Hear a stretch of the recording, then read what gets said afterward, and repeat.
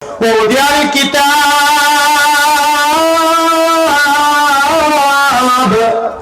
কালকে কিয়ামতের মাঠে যখন আপনার আমল হবে, তোমাকে 60-70 বছর যে জীবন দিয়েছিল, সেই জীবনের রেকর্ড যখন আপনার সামনে যখন খুলে দেওয়া হবে, ফায়াকুলু মা লিহাযাল কিতাব, আফসোস করে বলবে মা লিহাযাল কিতাব,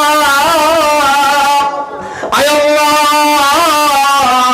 এটা কেবল কিতাব, এটা কেবল সিসি ক্যামেরা, এটা কেবল রেকর্ড বই, লা ইউগাদিরু সাগীরাতান ওয়ালা কাবীরা, ছোট্ট একটি গুনাহ করেছিলাম, বড় একটি গুনাহ করেছিলাম, একটাও বাদ যায়নি, সবকিছু রেকর্ড হয়ে গেছে। বড় গুনাহ করেছিলাম, সেটাও রেকর্ড হয়ে গেছে। ছোট্ট একটা গুনাহ করেছিলাম, অন্ধকারে চিপাই গিয়ে একটু গাজাই টান মারছিলাম, এটাও রেকর্ড হয়েছে।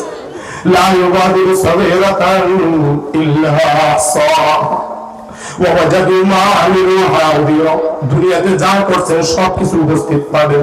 অন্য আয়াতে আল্লাহ বলেন ওয়া আম্মা মান উতিয়া কিতাবাহু বিশিমালি, যেই ব্যক্তির আমলনামা বাম হাতে দেওয়া হবে, সে বলবে ফায়াকুলু ইয়া লাইতানি লাম উতা কিতাবিয়া, হায় আফসোস, যদি আমাকে আমলনামা আজকে দেওয়া না হইতো কতই না ভালো হইতো।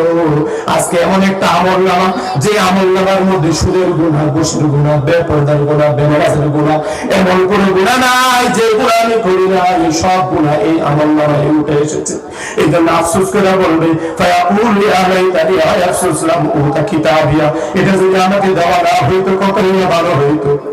সে বলবে ওয়ালাম আদরি মা হিসাবিয়া, আমি জানি না যে আমার হিসাব নেওয়া হবে, এটা তো আমি জানি না, এভাবে যে হিসাব দিতে হবে আমার। ভাগনা আন্নি মানিয়া, দুনিয়াতে তো কত সম্পদ ছিল, কই আজকে তো আমার সম্পদ সবকিছু শেষ হয়ে গেছে। হালাক আন্নি সুলতানিয়া, আমি তো দুনিয়াতে কত ক্ষমতাবান ছিলাম, মেম্বার ছিলাম, চেয়ারম্যান ছিলাম, কোটিপতি ছিলাম, আমি একবার ডাক দিলে হাজার হাজার মানুষ আসতো, চার দোকানে বসলে অনেকগুলো মানুষ একসাথে জড়ো হয়ে যেত, 10 হাত দূরে দেখে সালাম দিত, স্যার বলে সালাম দিত। কই হালাক আন্নি সুলতানিয়া, আজকে ক্ষমতা তো আমার কিছু নাই। আল্লাহ বলবে এত কিছু বাবাবুদি করার দরকার নাই, খুদুহু, আল্লাহ হুকুম করবে তাকে গ্রেফতার করো, ফাগুল্লুহু, শিকল দিয়ে বাঁধো, ফাগুল্লুহু সুম্মা জাহিমা সাল্লুহু, অতঃপর তাকে জাহান্নামে প্রবেশ করা। সম্মানিত প্রিয় হাজিরিন, তো বলেছিলাম কালকে কিয়ামতের মাঠে হিসাব দিতে হবে কিনা, হবে কিনা? এই জন্য আপনাদেরকে বলেছিলাম সমাজের মধ্যে সৎ কাজের আদেশ, অসৎ কাজের নিষেধ যতদিন বাস্তবায়ন হবে না, কোনদিন সমাজ থেকে অন্যায় দূর হবে না। যেই রাষ্ট্র থেকে অন্যায় অশান্তি দূর করতে চায়, এটার জন্য কোরআনের মেডিসিন, আল্লাহ তাআলার দেওয়া মেডিসিন, সেই মেডিসিনের নাম হলো সৎ কাজের আদেশ, অসৎ কাজের নিষেধ।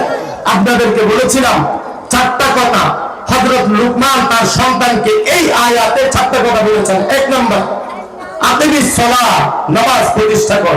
2 নম্বর ওয়া'মুর বিল মা'রুফ, সৎ কাজের আদেশ দাও। ওয়ানহা আনিল মুনকার, অন্যায় কাজ থেকে মানুষকে বাধা দাও।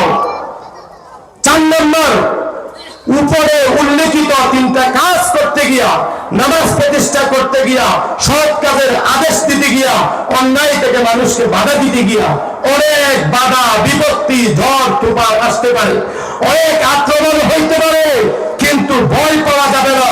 কি করতে হবে? সবর করতে হবে, আল্লাহর উপর ভরসা রাখতে হবে।